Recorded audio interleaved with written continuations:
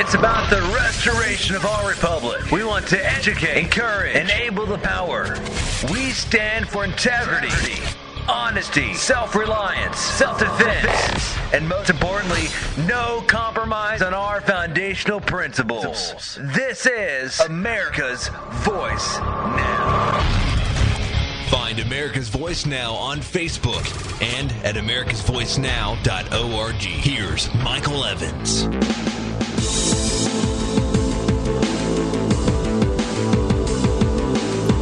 Good morning, America. You're listening to America's Voice Now. Glad that you're able to join us. Appreciate you riding along with us this morning.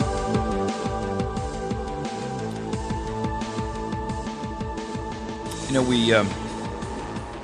we are in the throes of the latest budget battle, and we're going to talk a little bit about that this morning. I want to address some of the things that we're not being told about the budget, and try to take a look at why they're doing it this way. I also want to encourage you to get a hold of your Congress representatives today, both Senate and House, and the House should be voting on this today. And so I want you to get a piece of paper out because I'm going to give you the phone number for Congress. This is the main switchboard and the congressional switchboard, I should say. And basically all you do is call up and ask for your representative and have your say about what is going on with this budget. Now, I encourage you to do that because that is the only way in which they're willing to pay any attention to us. And quite frankly, elections are coming, and we need to make our voices heard. Our second issue is going to be an update on America's Voice Now. You know, we've been building a video studio. We're pretty close to completion. We want to get some help from you folks to accomplish that. We are looking at a brand new facility, a brand new location where we could move that facility that would give us the ability to literally build a true television studio. And so I want to talk to you a little bit about that. I'll bring you up to speed as we move forward. I want to kind of give you an update on what we're doing with the radio program as well. So in addition to that, our third segment is going to be China's undue influence on America, American politics, and American policies, not only domestically, but also our international policies, and how the undue influence of China is affecting us in ways that we may or may not be aware of. You know, the fact that they hold an enormous amount of debt and that we're so beholden to them, not just for debt, but for the price of goods that come into the United States and so forth. You know, the government is desperately trying not to upset the apple cart there, because if China ever changes their monetary policy domestically, it will dramatically increase pricing here in the United States, and you'll see a sea change in the way Americans look at foreign goods. Our fourth topic is going to be our founders warned us long ago. And I want to talk to you specifically about some of the quotes from some of our founding fathers, because I think that everything that we're experiencing today is, I should say, was presaged by our founders a long time ago. You know, they had gone through what we're experiencing now, but they actually did something about it. And I think the fact that we are right now looking at losing our nation and losing our republic and losing our liberty and our freedom as we capitulate to these concerns and the cries of, well, we have to do it for your safety, for your security. It's all for you. And I think we're missing the point here, and I think we're missing the boat, and I want to talk a little bit about that. If you'd like to give us a call into the show today, you're certainly welcome to. The telephone number is 417-204-5141. That's 417-204-5141. And you're welcome to give a call into the show today if you'd like, and we'll be happy to try to take your calls live. Okay, so let's get started on our first topic. Our budget vote is up for today. Now, yesterday I talked briefly about this because I was trying to look at some of the details of it. And I got to tell you, the more I see about this, the less I like it. The problem that we have here is that this is, and by the way, now there's a lot of strife internally in the Republican Party about this issue. The argument, of course, is that the House Republicans are caving and capitulating into agreeing to this 2-year budget deal. And there's a couple of real reasons why that's a problem. Not the least of which is 2 years takes us into 2015. What does that mean, you say? Well, why should we care? I mean, isn't a 2-year deal better than a 1-year deal? Well, in normal times it might be. But here's the problem. 2015 is also an election year. If you remember, that will be the period in which we'll be going, that'll be right about now, but in 2015. So just short of a new presidential election. One, the focus won't be on budget issues. It'll be on who's running and what they're saying and what they're promising and what other lies they want to shove down our throat. Two, this basically cements in place a funding level that is, for all intents and purposes, to the advantage of the existing Obama administration, not in the advantage of the American population. And in addition to that, it is taking away the one level of, I want to say the pry bar, if you will, that we have. It seems like every time we're in the catbird seat in terms of a negotiating position, we give it up. And I don't understand why we would be willing to acquiesce to damaging the sequester, which was forced spending cuts because Congress could not get their act together. And now we're going to essentially take those forced spending cuts and we're going to say, okay, we're going to give you a reprieve. It's like going into and negotiating with Iran and then agreeing to cut sanctions when the sanctions were actually the thing that brought them to the negotiating table in the first place. And now we're doing it domestically within our own financial system.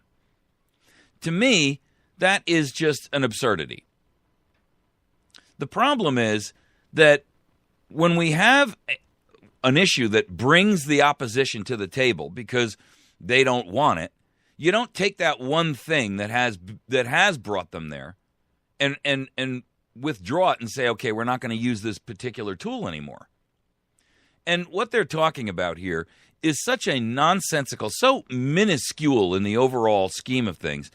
I mean, Paul Ryan is coming out, and of course he's the creator of this budget. And he's trying to make exceptions and talking about how this is, the best that we can get and so forth and so on. But I have to tell you, to me, that's capitulation. In fact, there was a video this morning on CNBC that was really harsh about it. I mean, the problem is that David Stockman, who used to be the former federal budget director, was extraordinarily harsh on this. He said, first, let's be clear. It's a joke and a betrayal. He served under Ronald Reagan, by the way. And he was on the CNBC Financial Channel. He says, it's the final surrender of the House Republican leadership to Beltway politics and kicking the can and ignoring the budget monster that's hurtling down the road. He went on to add that this would give lawmakers a 2-year vacation from having to deal with the country's fiscal situation. And, of course, the problem is that he goes on to say that we'd be revisiting it in 2015, which, is around the same time the Iowa straw polls are out. So all focus and attention is on that. No attention is back on the issue of financial and budget issues. The problem is there won't be any incumbent in the White House either. So everybody's focus is going to be either on Hillary or whoever the Republicans put up. And the truth is, I think that this is really, first of all, Boehner is for this. And that ought to tell you something right there. John Boehner, in my opinion, has been one of the worst House leaders we have had. One, he consistently seems to be seeking approval of this administration instead of actually doing his job, which is supposed to be watching out for America and acting as a watchdog and passing legislation that makes sense for America. But I got to tell you, the problem is that this guy is responsible for the largest federal debt increase we have seen with any speaker. Certainly, as large as certainly any Republican speaker, I should say, or an opposing speaker. The reason is that prior to this, Nancy Pelosi was in there, and you would expect her to agree to run everything up, right? Because she's aligned to the same party as the president. But in this case, John Boehner has been responsible for a total of $3 trillion that's been added to our debt. Now, for the record, I just want you to recognize something so that you put this into perspective, because perspective is what this is all about. When Ronald Reagan left office, our entire national debt was only $3 trillion. And yet John Boehner is responsible, and that was after 8 years of a Reagan presidency, right? And frankly, I mean, if you want to look at it that way, from Washington to Reagan, our debt was only $3 trillion. Now, Boehner is responsible for $3 trillion as the lead Speaker of the House in an opposition party who's supposed to be monitoring. And, you know, Congress's job is to control the purse strings. And if there's one thing that we've seen with this particular president, it's that there has been no checks and balances on his spending. I mean, he has single-handedly added $8 trillion to the debt. And he's got 3 years to go, folks. We could easily find ourselves, in fact, listen, there's no denying we'll be at $20 trillion by the time he gets out of office. But we could find ourselves as high as $25 trillion. How do I say that? Well, because he's in the first 5 years, he's added $8 trillion. And all it would take would be some kind of a financial catastrophe or another collapse or something along those lines. And let's not fool ourselves into thinking that that's not a reasonable or possible expectation. And the next thing you know, he'll be doing the same thing. Well, we've got to bail out the banks, and we've got to do this, and we've got to... I mean, look, the Fed is already out of tools in their bag, if you will, as to how to keep the economy moving, or at least try to get it restarted. They admit that themselves. They're flailing like drowning people. And Janet Yellen, you know, she's not going to be any salvation to us. I mean, she's not going to reverse the policies of the Fed. She's a 100% believer in the Fed. She wants to continue the unconscionable purchasing of our debt and the monetization of our debt, where she is buying the debt almost exclusively at this point. In other words, we're not really selling debt to anybody but the Federal Reserve now. The Federal Reserve is buying all the debt.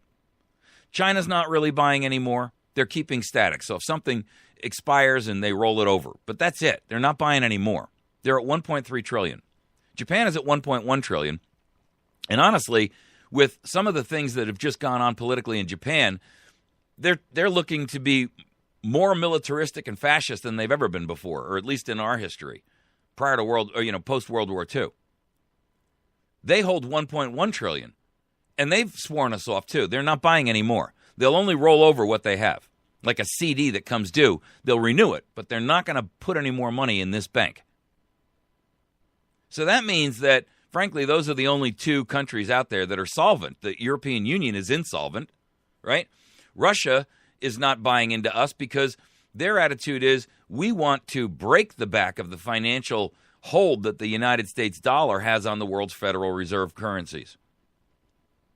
So what we're seeing here is multiple nations who have been the purchasers of our debt, who are now giving us, this hands-off approach where they don't really want to touch our debt. And I'm going to touch on that, especially regarding China and their undue influence on us and on American politics in general, both foreign and domestic, when I hit our third segment this morning.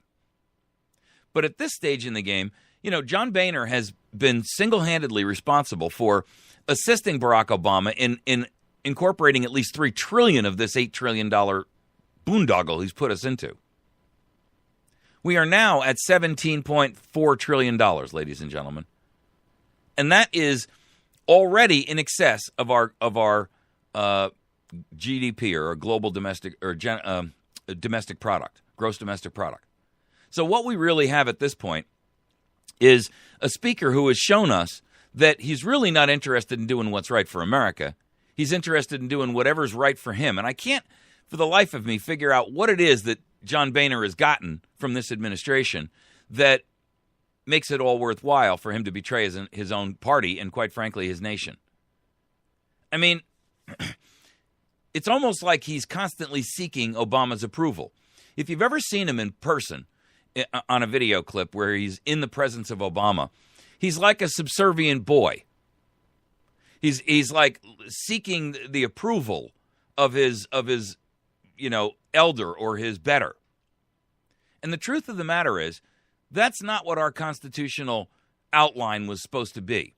We were supposed to have 3 different divisions of government that acted as a backstop and a pressure pushback against other divisions, whether or the other 2 areas who were falling into government overreach, right? So if the House, which has the purse strings, and by everyone's acknowledgement, they are the ones who are responsible to hold the spending in check in order to keep an executive which is run amok and out of control, in control. But he's not doing that. He's acquiescing to virtually everything he's asked for. Now, when they're talking about this budget deal, you got to recognize, first of all, the idea of what this budget thing is going to do is a joke. First of all, they're going to raise new revenues, and they're going to jack up the price on air travel in order to cover it. The Department of Homeland Security asked for an increase of 60 cents, and they're going to actually give DHS far more than that. And this fee increase, while almost so small it doesn't really, impact most Americans, you have to realize that part of what that fee increase funds is the TSA, which is, for all intents and purposes, acting like an enemy of the American people. They are a $7.5 billion budget group. In other words, their budget is $7.5 billion a year. They only generate with user fees $1.9 billion. So the taxpayers are eating the rest anyway. And to make matters worse, this amount of money that they're talking about increasing fees on, and they're going up 124%, folks, that's not actually targeted and earmarked for the TSA to cover their shortfall. It's going to go into the general treasury where it will be squandered. Again, how many times have we seen this? Now, the truth is that when we look at the amount of money that we're spending, it is so far over the top of where we should be and what righteously we should be looking at to spend that I got to tell you, we're empowering a president with a blank check. And we're empowering a president with a blank check who clearly is either inept and incompetent or, frankly, malicious. And I don't care which side of the fence you fall, but you got to admit that there's something desperately, empirically wrong with what's going on right now in every aspect of our nation, whether it's domestic or foreign. His foreign policy is an utter disaster. The old allies we've had are turning away from us. The new allies he's bringing on hate our guts, but they're willing to sidle up to us because he's making them promises of things like money and rights and things like that they're not entitled to. And he's creating this friction with, the world's markets that is not advantageous for us. On a domestic front, we haven't even seen yet what the price tag is going to be for Obamacare. So when I said to you earlier that we could easily find ourselves at $25 trillion by the end of the Obama era, that doesn't even take into account the Obamacare debacle. Right now, it's already costing us $3 trillion. And they're saying that this could be $5 trillion a year. And this is the CBO now. This isn't like some, left-wing or right-wing kook. This is the CBO. Now, and honestly, if you look back at the history of the CBO, Congressional Budget Office, almost consistently, they underestimate the real costs. So if they're telling us that it could cost as much as what are we spending all this money on? I gave an example the other day when we're looking here at $8 trillion in debt. When you divide that amongst the actual families, there are 115 million households in the United States. So when you take 115 million households and you divide $8 trillion, it's about $26,000 per household per year. I mean, where is all that money? I haven't seen any of it. You haven't seen any of it. Where is it? Per person, you have committed to spending $75,000 over the 5-year period that per family, if you're for a family of 4 as an example, of this spending. But I can tell you that my lifestyle and the money that I see flow through my home hasn't come anywhere near that. I can say that I'm not living better than I was before Barack Obama came on board. Certainly far worse. And I think most Americans would agree with that. Unless you're in the upper echelons, where that's where the great sound of vacuum is occurring, people. It's occurring at a level that is far and away well above the levels of the average American citizen, even above the upper middle class. The division here that has been drawn up for us is so vast at this point, and the chasm is spreading quickly. There's the haves and the have-nots.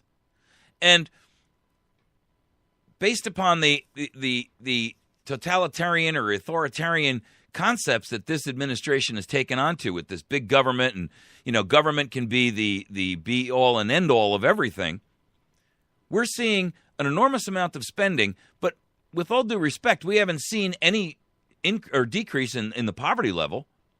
We haven't seen any decrease in the level of income that people are getting. In fact, it's fallen down. They're telling us that they need immigration because they need qualified employees. But we've got literally Americans who are coming out with degrees that cannot find a job. The unemployment rate is at an all-time high. We have seen a decrease per household of somewhere around $3,500 since this president took office. So where is that $8 trillion? I mean, if you distributed it across the board, you should be getting somewhere close to about $25,000 per year, per household. Where is it? And now they want to spend more. And what they're going to do is undercut their own sequester project, which forced only a 2.5% cut in the actual increase of spending. Not the actual spending, folks, just the increase in the spending. 2.5%. So the equivalent there is for me to say to you, okay, so I recognize that you have bills that total $25,000 a month, and you make $5,000 a month. And you say, okay, well, in order to account for that, what I'm going to do is I'm going to be more than willing to help out here, so I'm going to cut my cable television off. You got to be kidding me. All right, you're listening to America's Voice Now. We're going to take a quick break. When we return, I want to give you folks an update on what we're doing with the video program in our video studio, and I'm going to enlist your help in this because we need some help, both physical and financial. Let's talk a little bit about that on the return. You're listening to America's Voice Now. You can find us by going to our website at AmericasVoiceNow.org. You can also find our Facebook page at Facebook.com/America's Voice Now and YouTube.com/America's Voice Now. I encourage you and ask you to subscribe to our YouTube channel, hit the like button on our Facebook page, and follow us also on Spreaker, our podcast streaming service as well. And if you would be kind enough to follow on that, when we hit 100 users, they'll put us on iHeartRadio.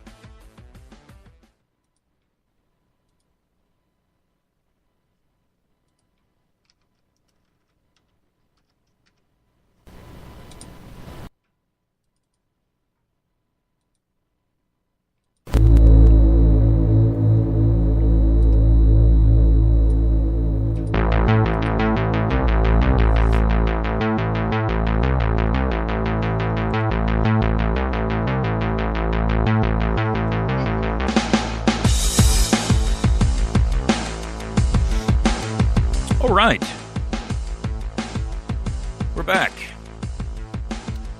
Thanks for riding with us this morning. If you're one of those folks that's capturing us live on our streaming service, appreciate you.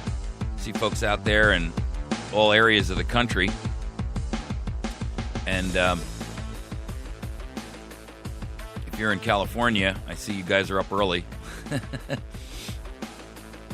So I want to kind of give you an update on where we are with our video project, because as you know, when we left 107, we built a radio studio. We have been working adamantly to develop and create a new video project where our goal is to essentially create an internet TV channel that will be focused only on things that are of a political nature. We're not going to talk about anything that is not, I don't want to cover anything that's a public interest story or any of that kind of thing. Because I believe truly that America is thirsting and starving for truth. They're starving for inside scoop information on the things that the media is not telling us. We need news and information that is not filtered and censored by the mainstream Ministry of Propaganda. And that is the goal of what we're trying to develop with America's Voice Now on our television studio side. Now, we have a small location now where we are. We're going to be moving our radio program from where I am right now to that facility next week. And that will give us the opportunity to improve some of the video stuff that we're doing. I know everybody's tired of seeing this green screen behind me, but the computer systems that are there, the camera systems that are there, and the technology that's there will enable me to get rid of this green screen. And so improve the quality of what we're doing. We also have a facility that we've obtained, or that we found. We haven't obtained it yet. That's part of the issue. We found a facility that would be ideal for building a true full-size television studio. I mean, it's hard to build a studio in a small area. You can't roll sets in and out. You can't have multiple types of programming. And our goal is to literally create a television program that will enable us to rival, a Fox or a CNN or what have you. But with the idea of patriotic news in mind. We have some writers that are working with us. We have videographers that are working with us. We have some accountants that are sitting on our small council that are trying to help us derive and fund and create the project as we need to make sure that we're legal and solvent and so forth. But I've got to tell you, the last of the funding that was donated to our program for the creation of the video studio, whatever was left, I've invested into the video side. But I have to tell you, we're at a point where we really need some help. We need some help, physical help, but we also need some financial assistance. And I'm not one to go out there and talk about donations and that kind of thing. I never do that. Once in a while I say, hey, if you'd like to support us, we could really use your help. There's a Facebook button there, or a PayPal button on our website. But we are in a position where we really need to drive some revenue assistance from our listenership. Now, you all know I've been funding AVN through my pocket for a couple of years now. And I cannot fund this. I just don't have the wherewithal to do what we need to do in this video studio. And I don't have the wherewithal to lease this building that we need. This building is massive, but the price is right. And it's ideally set up for a television studio. The electricity's there, the wiring is there, the lighting is there, everything is there that we need to build an outstanding television studio. So we really need your help. I think what I'll do is over the course of the next week or so, I'll try to get some photographs together and put them up on America's Voice Now and put up a story up there that you folks can actually go to and see, so you can see what we're talking about. This building is so ideally suited because of its size. The main room is very, very large. It would enable us to roll sets in and out of the studio. It would enable us to have the appropriate lighting so we can build sets and we can, roll a stage in with a desk on it, then roll it out. Typically what you would see in a normal news environment. But we do need your help. Now, we can self-support it once we have it up and operational by selling advertising on it. But we've got to get the ball rolling. And in order to accomplish that, there are some things we need. Some equipment in terms of computer equipment and some fairly high-end camera equipment and that kind of thing. I know that times are tough for everybody. But I want you to take a look at this as not necessarily something that you're doing to I want you to look at this like an investment in liberty and freedom and in your own. Because, for all the folks that follow us and watch our programming and watch us live and listen to us on the radio and catch a YouTube video or listen on the Spreaker podcasts, I get tons and tons of email every day. And a lot of people value what we do. So now I'm going to have to ask you to step up to the plate and assist us financially in that arena. Because I can't afford it alone. And I can't even tell you how much I've spent in terms of what it already costs to produce what we do. And I get it. I'm not some highfalutin radio guy. We're not on thousands of stations across the country. We'd love to be. I'm no Rush Limbaugh. I know it. But I think that I'm telling truth. I think that I'm exposing the propaganda that you're being fed by the mainstream media, including a lot of what a lot of folks would consider to be the conservative line that we're hearing in every respect, from the politicians themselves, from the news media that classifies itself as conservative, but really acts as anything but. Our goal is to be able to provide you with news and information that literally speaks, I hate that phrase, truth to power. For the longest time, I'm pretty good with words, but I had to sit there and try to figure out, what do they mean when they say that truth to power? But in this case, it does make sense because, we're the flea, we're the mouse who's telling the elephant what to do and how to act. And we're exposing the elephant for what it is. And I don't mean the elephant in terms of the GOP. I mean the elephant in terms of mammoth government that is growing literally by the day. But we need to be able to continue to, if there's one thing that we're seeing, it's this. As more and more Americans become aware and awake of what's happening around them, and, regardless of how deeply they've been asleep, the advent of Obamacare, as one example, has really shaken a lot of Americans down to their roots. They were ambivalent and apathetic about it before. But when they realize some of the things that are part and parcel of Obamacare, it's become clear to them that this is something much bigger than they were giving it credit for. A lot of Americans are apathetic in the sense that they sit there and say, well, listen, I'm not going to worry about that. That's what we hire those people to do in Washington. And they kind of step away from the political arena a little bit and they say, I don't really care about politics. But now they're becoming aware. They're coming awake. And they're living out the adage from Pericles that says, just because you don't, let me think of how that goes exactly for a moment. Just because you don't take an interest in politics, don't think politics doesn't take an interest in you. It does.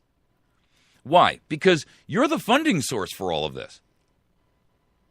You are not only the funding source, but you're also the one who either approves or disapproves of it.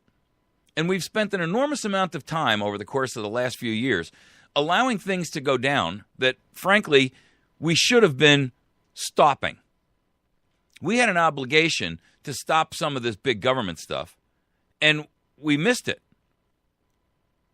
Now, those folks who are now recognizing the error of their ways, back in, the original Obama election and the secondary Obama election, and what we're seeing from big government advocates across the board from both parties, they're aware now and are coming awake. But as they come awake, if they're just fed, pabulum, if they are just fed straw instead of meat, they'll go back to sleep again. Or they won't know where to turn and what to do, and they'll just get frustrated and ignore the whole mess. We need a source, we need an outlet where people who are coming awake can say, when I go here, I know that I'm not being fed propaganda, but I'm being told the inside story about what's happening in our nation. A voice of reason and a voice of logic, a voice of truth that's willing to say those things that the mainstream media cannot or will not say. The content that we have planned for this is pretty broad. There will be hard news, but there will also be commentary, very much like what I do here. But in addition to that, the goal is to try to give people the alternative critical thinking analysis tools they need to not just believe everything that they're told. I mean, the first time I sat down and I listened to the budget description that came out here by Mr. Ryan, he's the creator of it now, right? When I first heard it, I listened to it and I thought, there was a couple things in there that he said that had me a little nervous, but I kind of reserved my judgment till I could read about it myself. Because it's one thing to hear somebody verbally talk about something. It's another thing to see the details in writing, right? As we now well know, just looking at Obamacare as the example. And so as I began to look at some of the details of this budget, it occurred to me that what may have sounded good on its surface, as Mr. Ryan spoke about it, is actually really not what he characterized it as. And that he gave you the highlights of what was good about it, but he completely ignored the stuff that was bad about it. Now, I mean, I get that. He's got a vested interest in seeing it passed. It was his baby, right? He brought it into the world. But you see, if all America is seeing is that position on, a Fox or a CNN or an MSNBC or whatever the case may be, or ABC, CBS, and NBC, they're not really hearing the truth about what this budget really entails.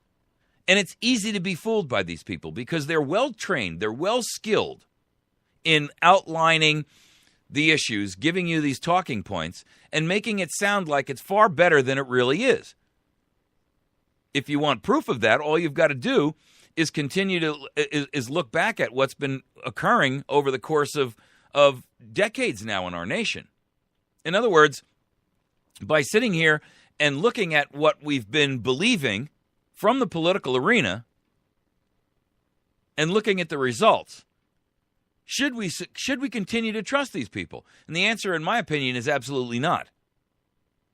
So we need to have a source where, as news comes out, we can look deeper into it, do the research and do the homework to expose the other side of it that you're not normally hearing.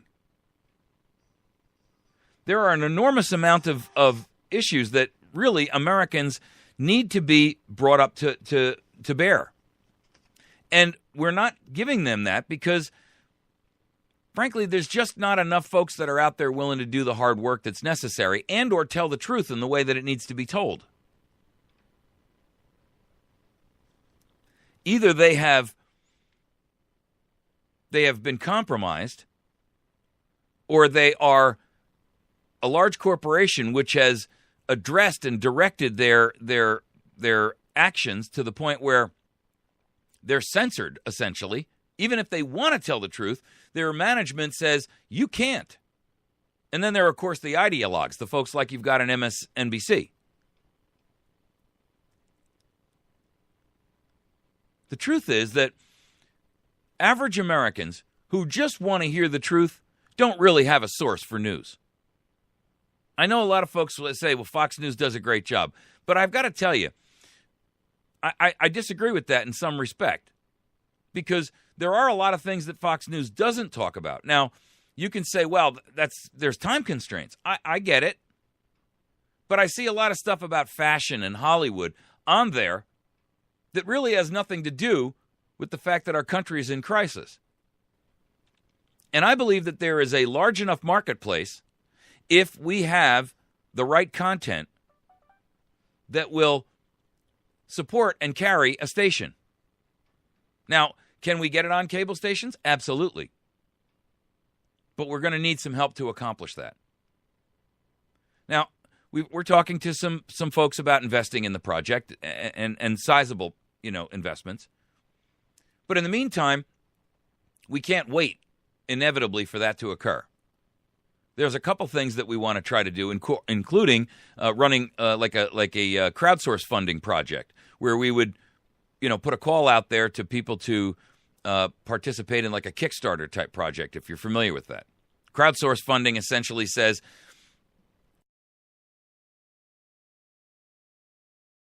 pledge my $20 or $50 or $100 or $200 or $500 or $1,000, and for that, if I pledge $25, I get a T-shirt. If I pledge $50, I get a T-shirt and a mug. If I pledge $100, I get a T-shirt, a mug, and an attaboy, or whatever the case may be. The point is that if there was ever a time for Americans to step up and be willing to invest in their own salvation financially, this is it. And the reason I say that is because as things continue to degrade, as our economy continues in these, either in the doldrums that we're in now or gets worse, and I suspect it will get worse, there's going to be even less and less and less to go around. Less for you to assist us with. And I gotta tell you, I hear a guy like Karl Rove, and he's talking about these PACs that he operates where they've got $80 million. And I think to myself, wow, we're having trouble raising $250,000. We're having trouble raising 100,000. We're having trouble raising 5,000. And these guys are spending $80 million. What could we do with that? Truthfully now, not ideologically bent on one side only. Because the truth is, you've heard me say this often enough. Both parties are cutting our throat here. Both parties have sold us out. They no longer represent us, and America needs to hear that truth. I have dedicated my life, and quite frankly, my financial, I carry everything that AVN does, all of our operational expenses. Most of anything that we have, I've put up. I know it's my show, I get it. But I can't fund this. I don't have the wherewithal.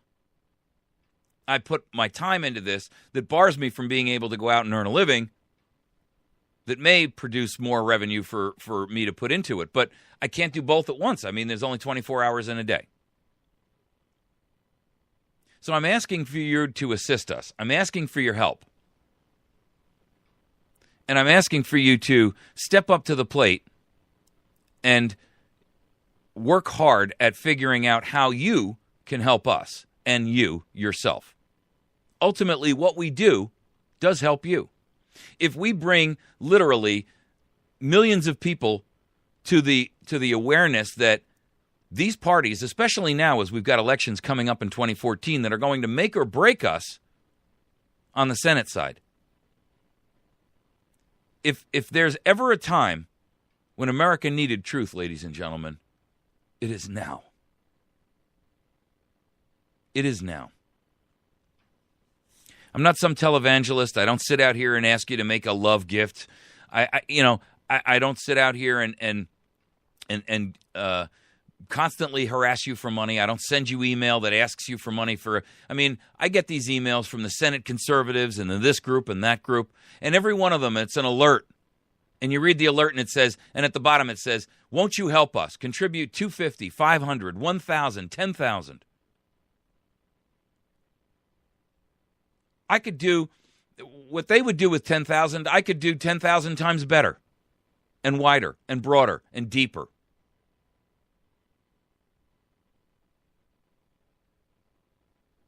I would look at $10,000 like it was manna from heaven. And you give $10,000 to the Senate Conservative Fund, and you're lucky to get a phone call or an attaboy. In fact, if you do get a phone call or an attaboy, it's going to come with a second request to either donate a second $10,000 or what of your friends, obviously, who are wealthy can afford to help us. We never ask for money. Once in a while I say, and if you could support us financially, you can go to our webpage and donate through our PayPal link.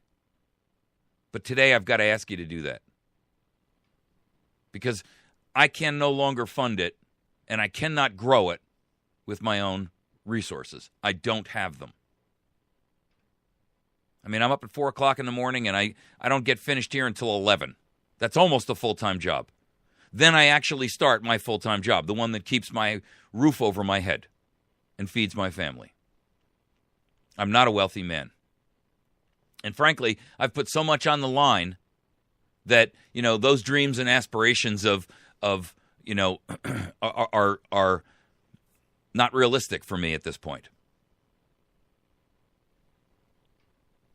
What Fortune 500 would hire a guy, even with my talents and skills, when they go out there on the internet and see all the videos that I've put out there? He's too polarizing, they'd say. Even though he's great at what he does, he can't help us. So, what I'm asking for you to do is to assist us in whatever means that is. If you've got financial resources, then please help us. I saw a thing the other day about somebody who's accepting Bitcoins. I don't even know how to accept Bitcoins. If you do, send me an email to mike@AmericasVoiceNow.org. I'd be happy to take them. Some people got into Bitcoins when they were worth $5 or $10 a piece, and they're worth much more now. And for you to donate 5 or 10 of those to us that we could turn into physical hard, currency that we could buy cameras and buy equipment with, maybe rent this building. Wow.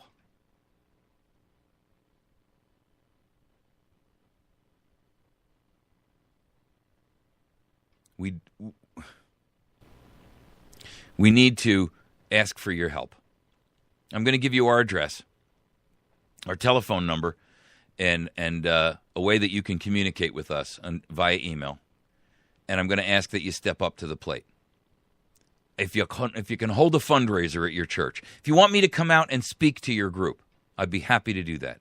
If you want me to do it via conference call, if you're not close and I can't afford to fly somewhere, but if you're in Chicago or if you're in Maine or if you're in Seattle and you've got a group that you think you can put together to help us, I'll speak to them. I'll come out. I'll do it on video. I'll do it whatever way you want.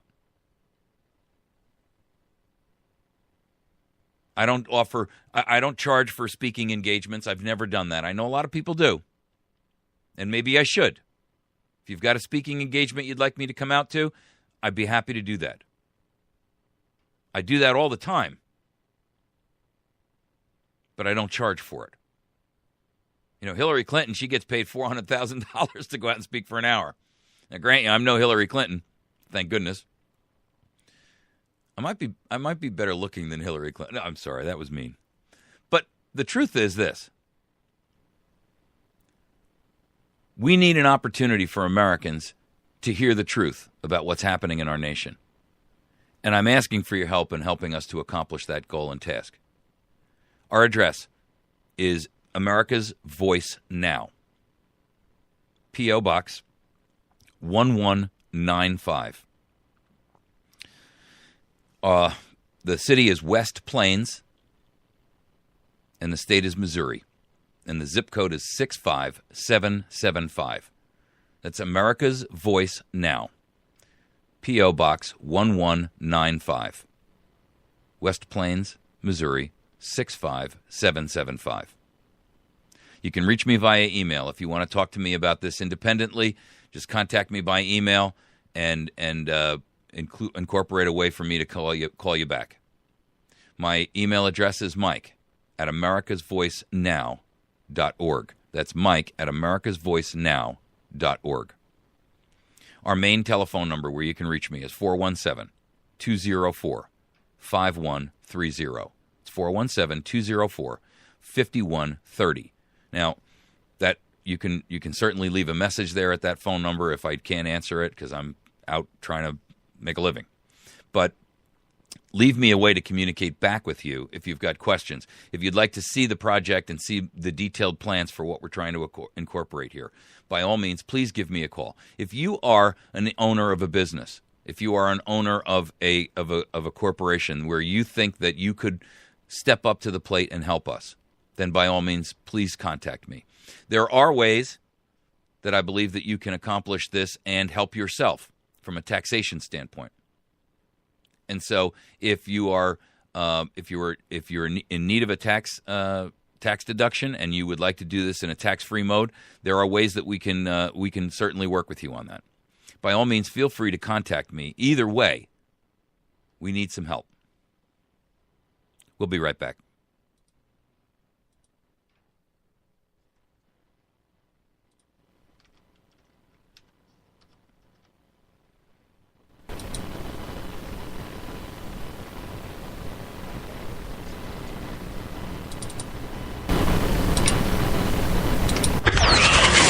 It's about the restoration of our republic. We want to educate, encourage, enable the power. We stand for integrity, honesty, self-reliance, self-defense, and most importantly, no compromise on our foundational principles. This is America's Voice Now. Find America's Voice Now on Facebook and at AmericasVoiceNow.org. Here's Michael Evans.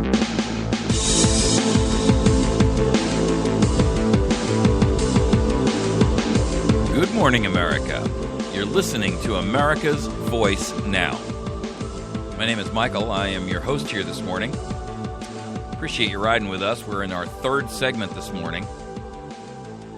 Sorry, I got cut off there by my show clock. I wasn't paying attention to it. I was kind of wrapped up in talking with you about our studio plans and how we need some assistance from you. I'm going to give that information again in case you missed it and your pen stopped writing when you needed it most, which is what happens with most pens, at least all of mine.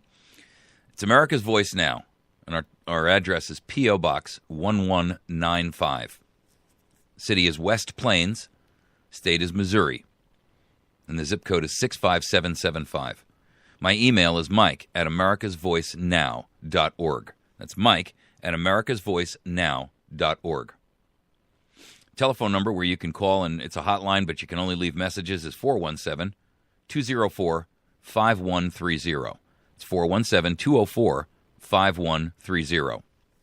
You can call the show while we're live and on the air. You can do that if you'd like at 417-204-5141. And that's a different number, of course, altogether, and it's only for when the show is live. In this segment here, I wanted to talk a little bit about this issue of China's undue influence on us. The reason that I'm concerned about this is because we are seeing an increasing level of pressure that comes from China and is affecting both our domestic and our foreign policy. The reason that they have so much undue influence is because they hold an enormous amount of our debt. They are currently in the category of about $1.3 trillion. And while that, may seem small to you when we have $17 trillion, and by the way, that's dwarfed by the Fed, which now is in possession of over $4 trillion. $4 trillion, by the way, that they created out of nothing. But that's a whole different topic. But right now, what we're seeing is an enormous amount of pressure from China on the U.S. that is affecting every aspect of our domestic and foreign policies. We're seeing an administration that appears to be afraid of pushing back against China. One, because they don't want them to dump our debt and essentially drag the dollar to its knees. Two, they've become addicted, if you will, to cheap Chinese production and manufacturing. And we don't know what kind of agreements have been accomplished over the course of this administration and previous administrations that we're forced and obliged to live by, which Americans have no knowledge about. I mean, we've watched as over decades now, this massive spending that we've been accomplishing. We have outsourced the American labor force in a way that has never been accomplished before in the United States of America. It almost seems as if it's intended to drag this nation to its knees. The outsourcing of American labor has so damaged our entire fiscal situation domestically. It is what is the cause of our major unemployment. It is the cause of the low-paying jobs that we have. The manufacturing aspect of our nation, which is one of the things that made us great, has been literally given away. in some kind of an altruistic, manner that to try to make the world love us or something. I mean, it's ridiculous. Well, and we're constantly told that this is for our own good, that we benefit from that. I don't see how we benefit from it. We may benefit from it from cheap products that come here. But the truth of the matter is, that's not benefiting us and where it really matters, which is in the incomes and the pockets and the development of wealth and the retention of that which you have spent your time and your labor and your effort and your energy on. You're not able, as an American anymore, to go from rags to riches. You can't do that in the manufacturing arena. You might be able to do it in the high-tech world and, start a website, but it's all ephemeral. I mean, the money may be hard to the guy who starts, to Zuckerberg or whatever his name is from Facebook or Google, but the average American who started out with nothing and built a small manufacturing place in his garage and then moved it into a building because he needed a little bit more room and bought a few more machines. And the next thing you know, he was in a sizable warehouse and hiring 50, 70, 150, 500, 1,000 people. Those days are gone, folks. And they're gone because we can no longer produce here in the United States in a way that we can compete, one, against those countries that we've given our own manufacturing resources away to. And we've squandered our jobs to the point where everybody now doesn't do real work anymore. Everything is virtual. We're pushing paper. This guy's selling this guy's stuff, who's selling this guy's stuff, who's selling this guy's stuff. But there's no real labor, there's no real manufacturing, which is a physical hard core. It's a foundation like concrete that enabled the United States of America to grow to greatness. Now, everything that we do is related to selling, but never producing. We sell everybody else's stuff. I mean, the junk that comes over here from China, sure, you can run a retail store, but listen, America is at the point where we can no longer afford to be a nation and a society of consumers. When you see and realize that 70% of the United States economy is built on consumerism, that should be the alert.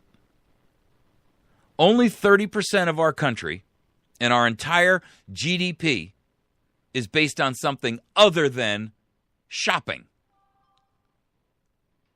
Now, when we're talking about how do you run a country on shopping? I mean, at some point, the money runs out, folks. At some point, the debt level on a personal level is so high, there's just no more room for you to buy. And that's where we are. That's the level we've reached. We have seen that level of money that's inbound into the country by China corrupt our government. We've seen the wasteful spending that it's engendered. We now have a debt that is greater than our gross domestic product. And in any economist book, other than some Keynesian, fantasy writer, that's dangerous ground. You cannot buy your way out of debt. You cannot inflate your way out of debt. All you do is end up in greater debt until at some point in time, you must, the only way to get rid of it is to either abdicate and walk away from it or pay it off. Now, repudiation of our debt is really not realistically in the cards, at least that foreign debt. I'd be more than happy to repudiate the Federal Reserve. That's a cabal of private bankers that have literally bled the United States of America dry. Their current holdings of U.S. debt are in the $4 trillion range. So when you think about that level of debt holding out of $17.5 trillion in debt, That's a staggering sum. When Obama took office, they only held $500 billion. Now they hold $4 trillion. That's a $3.5 trillion increase in just his administration alone. And there's no signs of stopping because under QE infinity and the new reign of Janet Yellen, it's only going to get worse. And the truth is, they don't know how to unwind from it. When they even just talked about slowing down the buying of $85 billion a month in bonds, the market went boo. So immediately they said, okay, I guess we can't talk like that anymore. We're going to continue, folks. Don't worry. So when that does happen, see, their primary interest is keeping the markets propped up. But this is all a false, it's like a bubble of bubble gum. As long as you keep blowing air into it, it'll stay there. But, at some point in time, it's going to collapse. And since we no longer have manufacturing to pull us out of the hole, kind of pulling up by your own bootstraps, right? Which, everybody knows that's there's no, that's not a realistic, you can't do that. Doesn't follow the laws of physics. But neither does inflating your way out of debt. Neither does borrowing your way out of debt. At some point in time, the piper's going to have to be paid.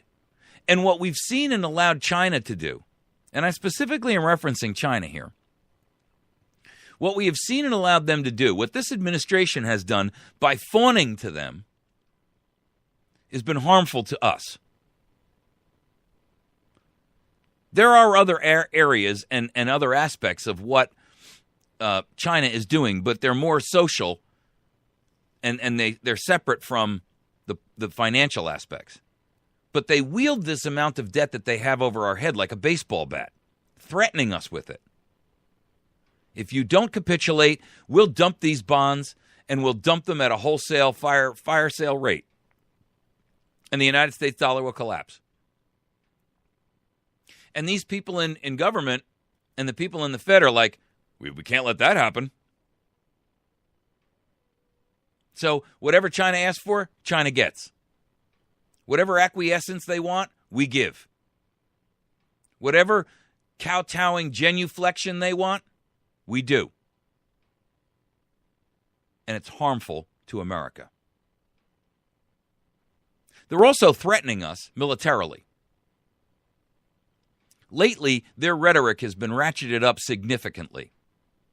What they're doing off the coast of Japan and South Korea with that new zone is sheer aggression.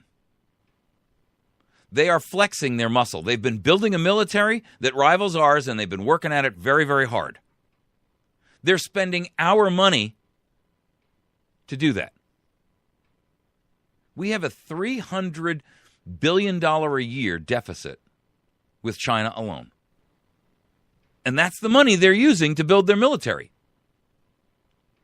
America is, in our trade with China, there's an imbalance of $300 billion every year. China gets $300 billion more than we get back. How much longer can we continue to allow the draining of American resources to the tune of $300 billion a year to one country? And on top of that, we give them economic aid. What? We give them economic aid. We borrow it from them and then give it right back to them as economic aid. Humanitarian aid. How insane is that?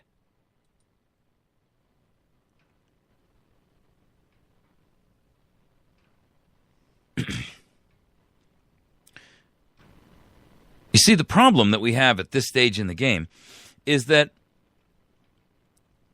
Americans, for all intents and purposes, have lost our compass. And I don't mean our moral compass, although that's a whole different aspect.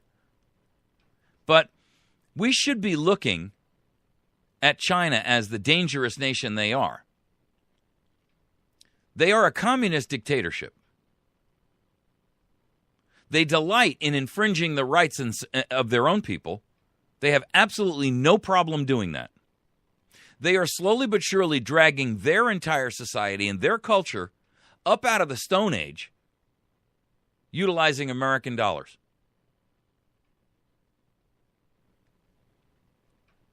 And lest we forget, the regime that is currently in power in communist China came to power on the souls, the bones, and the skulls of 60 million of their own. They rule with an iron fist. Their censorship is widely known and rampant. And they're promoting that here. They are one of the major drivers in the United States of America being looked upon by the United Nations as not following human rights. Imagine that. That's a bit like the pot calling the kettle black.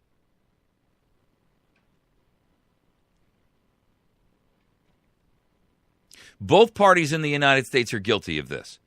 Both parties have openly and willfully handed the candy store, the keys to the store, to China.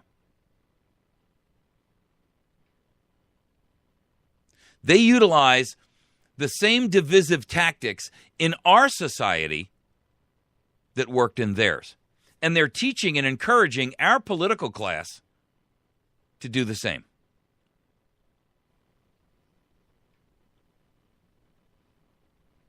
The truth of the matter is, the Chinese government is demanding directly and through the UN with cooperation from the other nations on the Security Council that the United States eliminate the Second Amendment. Are you aware of that?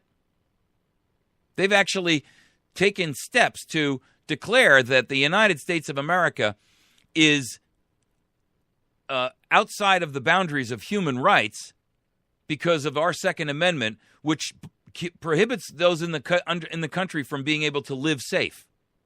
That's their claim. They claim that our Second Amendment violates the human rights of others in the country to live safe.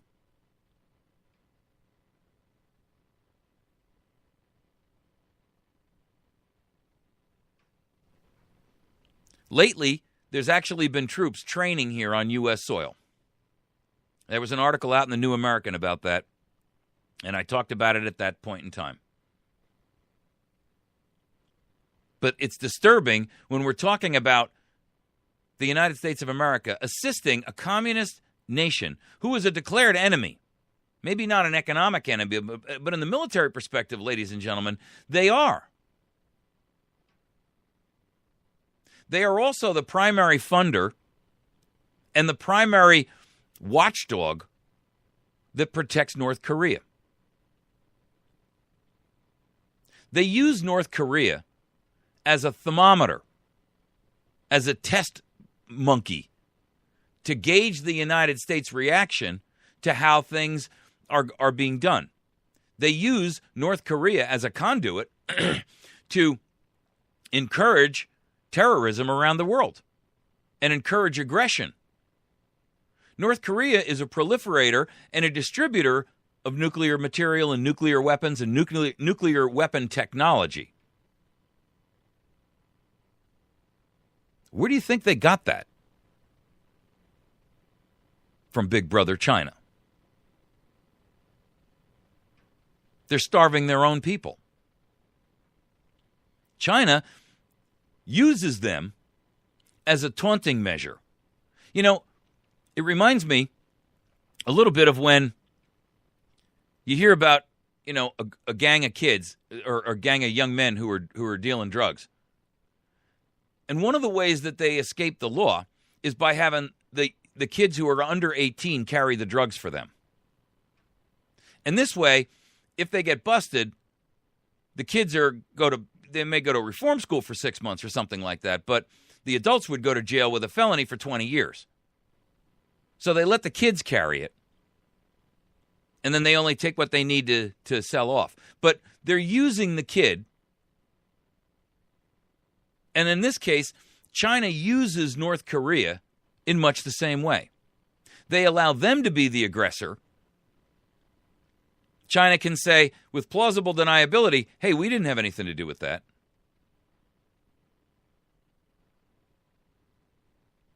They are working on building cities right here in the domestic United States called these economic safe zones, they're calling them. They're planning one up near Albany. They're planning one up in Detroit. They want to buy up huge chunks of land, hundreds and hundreds of acres, and take a Chinese city and build it right there in the middle of the domestic United States. One in upstate New York, in the Catskills, and one in Detroit that I know about. There may be others. They want to create a communist Chinese regime that will have free trade.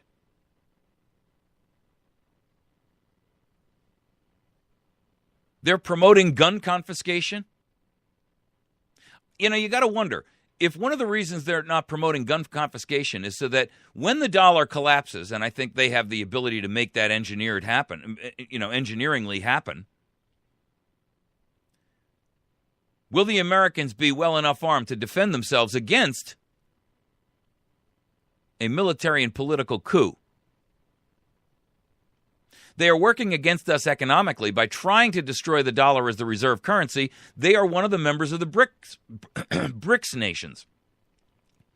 The BRICS nations are trying to displace the U.S. dollar as the world's reserve currency.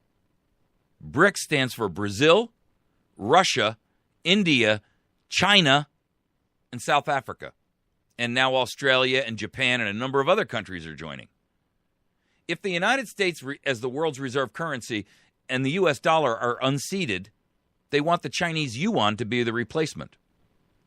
That will cause an economic collapse in the United States. An economic collapse of that magnitude will lead to the complete and utter total collapse of the American political system. Anarchy will result, and I just wouldn't be surprised to see China offer to come in and save the day.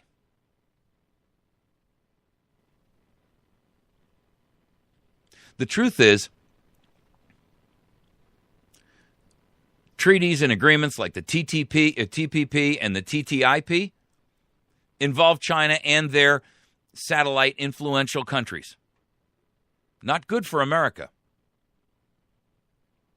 And those treaties are negotiated in secret, so we really don't even have any say in what's in them. We don't even know what's in them.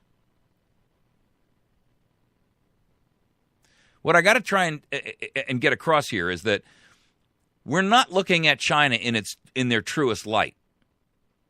We're looking at them as some kind of a benefactor who has greater wisdom and insight, power and money and fame and influence than we have. And with all due respect, the United States is the one who dragged China out of the Stone Age in many respects. You're listening to America's Voice Now. Please communicate and contact me. If you like or dislike, I want your feedback on these episodes that we do. So if you like them or dislike them, communicate with me and tell me that. You can email me at mike@americasvoicenow.org. That's mike@americasvoicenow.org. Let me know if these episodes are good or bad, if you agree or disagree. If you'd like to come on and rebut something I say, then by all means, let me know that. You can find us on the web at AmericasVoiceNow.org. You can find our Facebook page at facebook.com/AmericasVoiceNow. Please hit the like button. And you can do the same on our YouTube channel and subscribe there at youtube.com/AmericasVoiceNow. We'll be right back.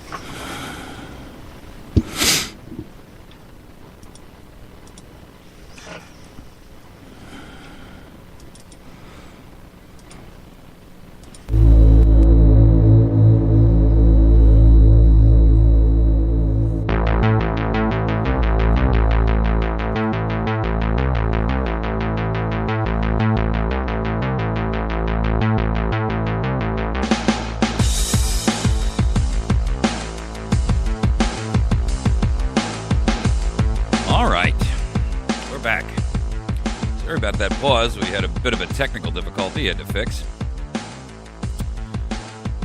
Okay, so we're in our final segment this morning. And it's one thing to look at the issues that seem to affect our lives in a day in and day out basis. But I think one of the things that we seem to be missing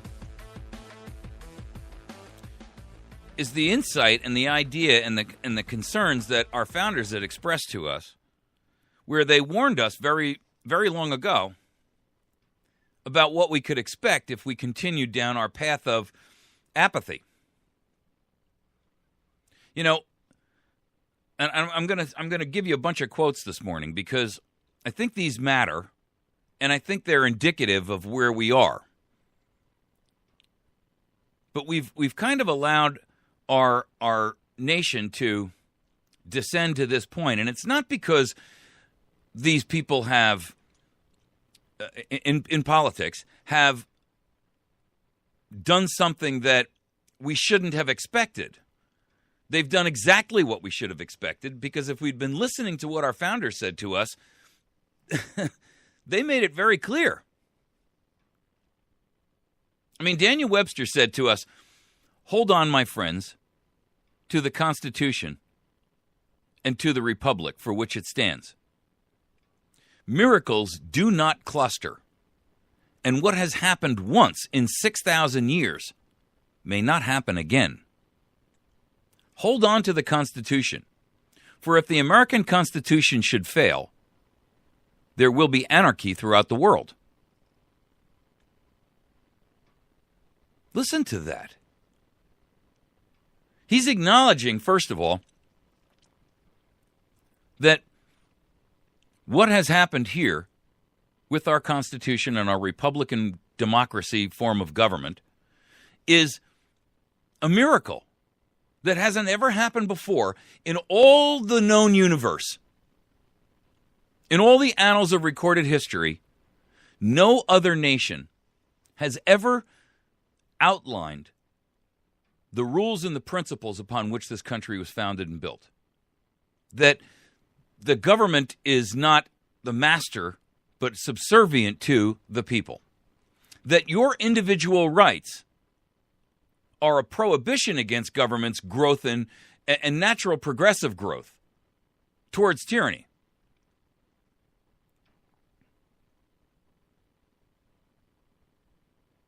Nowhere else in known history has any other nation. I mean, look, every nation, including China and Russia and Stalinist Russia and Germany's Hitler's Germany, the Weimar Republic before him, they all had constitutions, and they all listed human rights and the rights of citizens prominently in those documents. But at the same point in time, they left holes, loopholes, big enough to drive a truck through. Or they completely ignored them. And the end result is historical. Where we are today is the same scenario. We have the prohibitions in our Constitution, but it will not defend itself. The Constitution is only a piece of paper. Either we will defend it, we will force government to be accountable to it, and we will follow Jefferson's admonition that let's not pretend that, that ethics or our desire to believe our politicians is going to be enough to constrain them, or that their own moral boundaries will constrain them. Because human nature has proven to us time and time again that does not matter. That when it really comes down to it, people are corruptible, and the power and the money and the influence is what does it. But instead, let us draw a constitution that will bind men down with the chains of that constitution. The Constitution is not a positive document, it's a negative document. It doesn't grant powers, it outlines the prohibitive negative powers that are in limited delegation to a government. But you'll notice that it consistently says over and over and over, and the remainder are reserved to the people.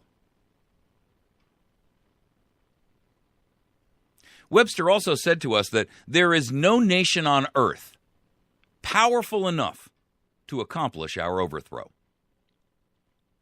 Our destruction, should it come at all, will be from another quarter, from the inattention of the people to the concerns of their government, from their carelessness and negligence. I must confess that I do apprehend some danger. I fear that they may place too implicit a confidence in their public servants and fail properly to scrutinize their conduct. That in this way, they may be made the dupes of designing men and become the instruments of their own undoing. Now, Webster was not one of the typical founders, but he certainly was influential in the overall concept of America and the birth and maturity of the principles of self-governance, self-reliance, independence, liberty and freedom, and the rules that state that man's basic foundational human rights are protected because they've been given to us not by some constitution, not by some government, but by God and nature and natural law. That your right to free speech and your right to redress your grievance with your government, that your right to worship in the way that you choose, that your right to have to defend your home and your family, that your right to defend your state and your nation are inherent, that your right to not be harassed and searched, that your right to not have to go out and make a statement against your own best interest, your Fifth Amendment right against self-incrimination, and that your right to a jury trial by your peers are all held sacred. And that those rights were not given to you by government. They weren't given to us by the founders nor the Constitution. These rights are inherent to every man, whether they live in the United States or they live in Madagascar. The only difference is we outlined what they were in writing, and for the first time a government said, we're going to make those rights protected in a way that they cannot be touched, that they are sacred, that they are sanctioned and set aside.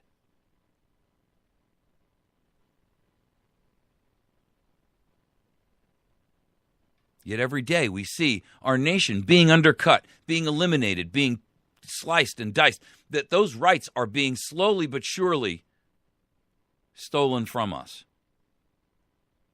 And we acquiesce out of fear and carelessness and apathy and inattention, negligence.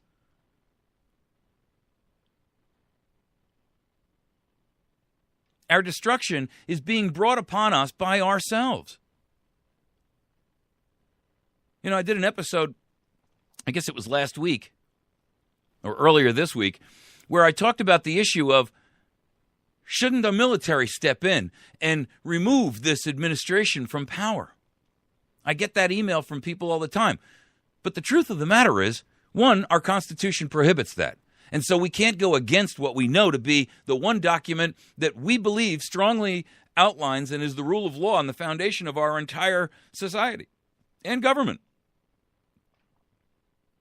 We can't, like the progressive ilk do, apply the Machiavellian concept of the ends justify the means. They don't. So we can't subvert the Constitution in an effort to try to preserve it, because you cannot get good from doing evil.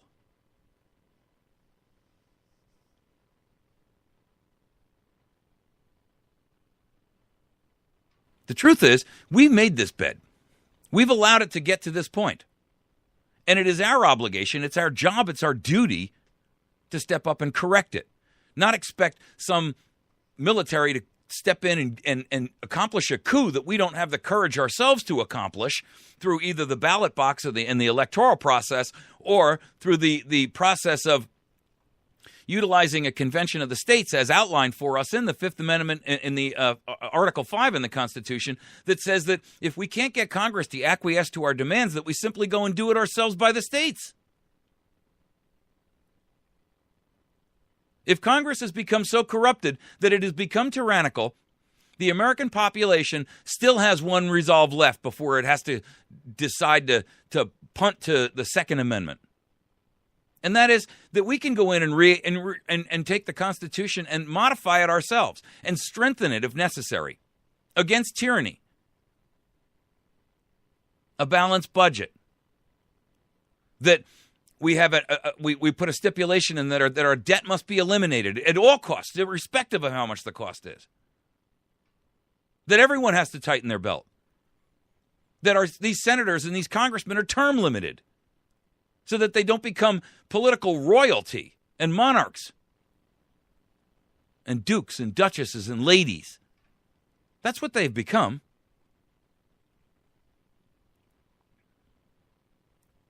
But those things are our responsibility. You can't expect the military to step in here and accomplish the coup for you because we don't have the courage to do it ourselves, and then say, okay, now we've taken them out of power, we're going to give the whole mess back to you. Back to whom? The same self-people that literally allowed it to get to this point in the first place? What makes you think the next group in is going to be any better than the last group? And how are you going to prohibit the next group being even made up of more of the liberal ilk, which seems to have so much power and strength and influence in this country, than the group that you would like to see, the constitutional conservative group?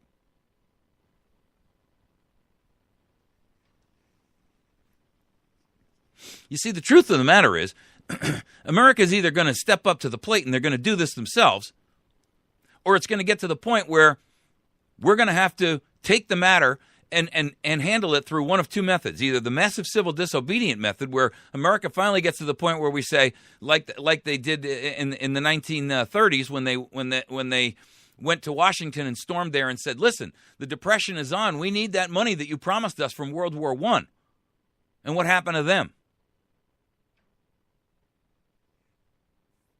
That kind of massive civil disobedience can't be 10,000, can't be 20,000, can't be 100,000, can't be 1 million. It's got to be 25 million.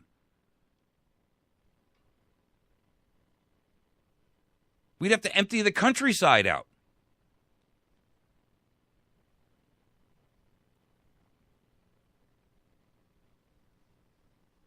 We've refused to do it by the electoral process.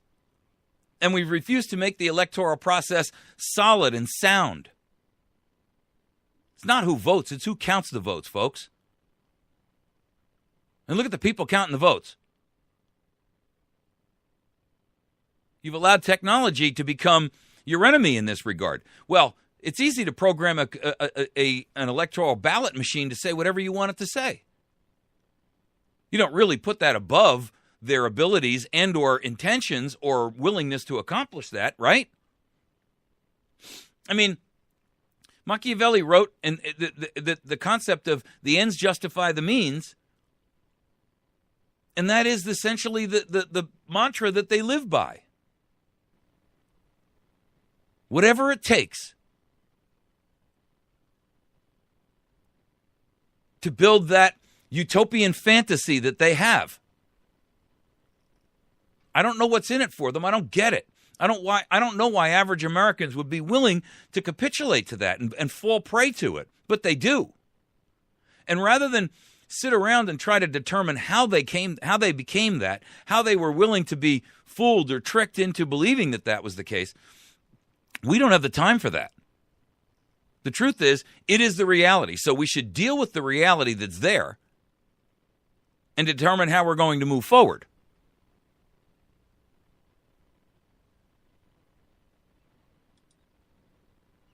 I know people are afraid. I know they're scared. I know that you're afraid of what you're going to lose. But I got to tell you something. What you're going to lose anyway if they win. George Washington made a statement about the Christmas that they dealt with in Valley Forge. The Army was losing. All the odds were against them. They were outmanned, outgunned, outfunded.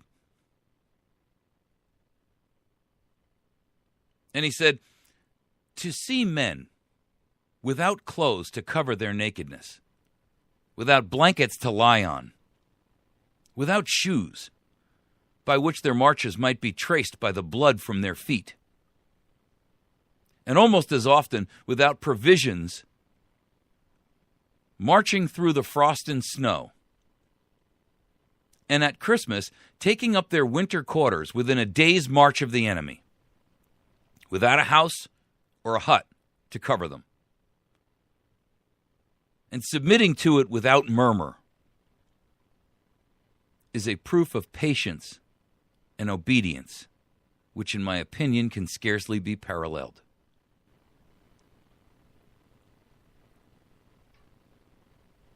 He was stunned at the willingness of these men to sacrifice in ways that, folks, we're not doing. These men were without food, without shoes on their feet. They marched in bloody rags tied around their feet through snow.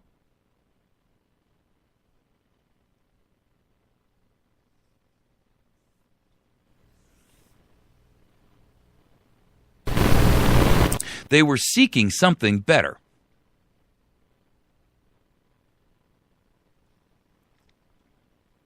They were seeking freedom and liberty that they couldn't take for granted.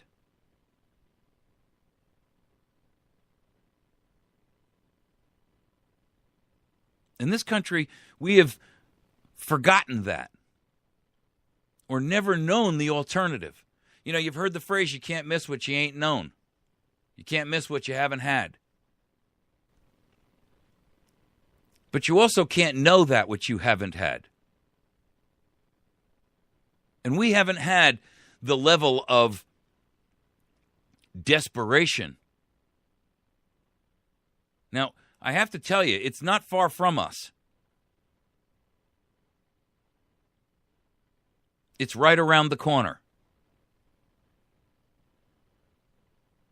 And when Americans come to realize the folly of their ways, the folly of their actions, or inaction, as the case may be, they're going to regret it. But then it may be too late for them to step up and say, I'm willing to fight now. Because we'll be like those soldiers with no resources, no food in our bellies, no shoes on our feet, fighting an enemy vastly superior in numbers and equipment.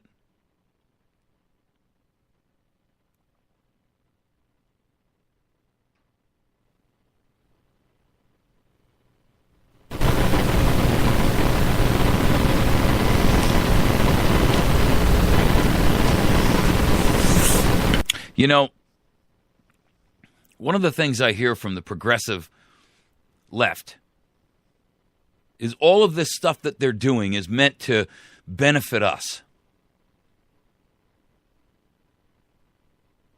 It's all about human rights and equality. We're going to save those less fortunate than ourselves. We've been at this for 50 years, folks, and we haven't accomplished a doggone thing. The only thing that has been accomplished is that the rest of us, instead of rising them up to our level, have been brought down to theirs. We've reached the lowest common denominator, not raised them up. Why? Because we're going about it all the wrong way. There are always going to be those amongst us who do not want to work, do not want to play by rules, do not want to put forth effort, have no motivation, no drive, no ambition. I mean, Jesus told us that we would have the poor with us always. The fantasy that we can have everyone live in middle-class splendor is just not realistic. Because there's plenty of people out there who don't want to do that. They don't want to work for it. And you cannot have a society that is full of people that are unwilling to basically get to the point where they take care of themselves, especially under this dependency mantra and indoctrination that we've been giving people for the last 50, 60 years. There is no independent thought anymore. There is no more independent drive.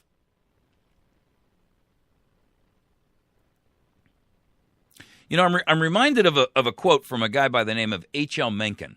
Some of his stuff is kind of esoteric, but this particular one is accurate, and it's as accurate as a hammer hitting a nail. The urge to save humanity is almost always a false front for the urge to rule. And I believe that really sums up and summarizes where we are today. These people who tell us that what they're doing is for the benefit of humanity are really, while they're at it, annexing in and usurping enormous amounts of power and money and influence. And like a snowball, it just grows and grows and grows. The urge to save humanity is almost always a false front for the urge to rule. How many people have you seen down throughout history who have had the urge to save humanity that didn't somehow or other benefit them?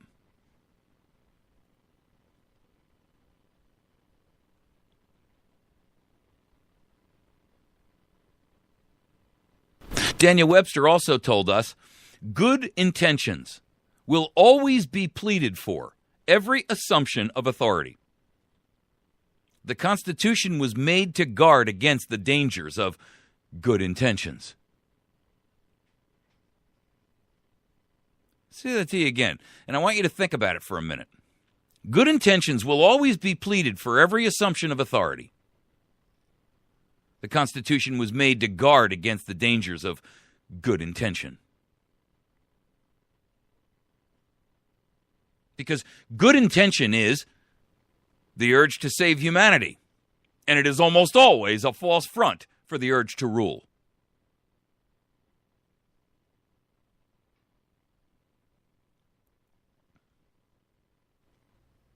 You know, our founders told us and warned us over and over and over and over again. And we have failed to heed that warning. I'm reminded of people saying, well, the courts can step in and block, constitutional violations. And I got to tell you something. Thomas Jefferson told us multiple times in various ways, utilizing the same basic concept, that was never going to happen. In fact, he said to us, you seem to consider the judges as the ultimate arbiters of all constitutional questions. A very dangerous doctrine indeed, and one which would place us under the despotism of an oligarchy. The Constitution has erected no such single tribunal. He said that in 1820. He also wrote a letter to a colleague in which he reiterated the thought in a different way, but basically the same phrasing. To consider the judges as the ultimate arbiters of all constitutional questions is a dangerous doctrine, and one which would place us under the despotism of an oligarchy. That was a consistent thought throughout all of his writings. We know Congress is corrupt. We know the presidency is corrupt. And the judiciary is just as corrupt. But I think Americans, for whatever reason, have this feeling like they're going to be different.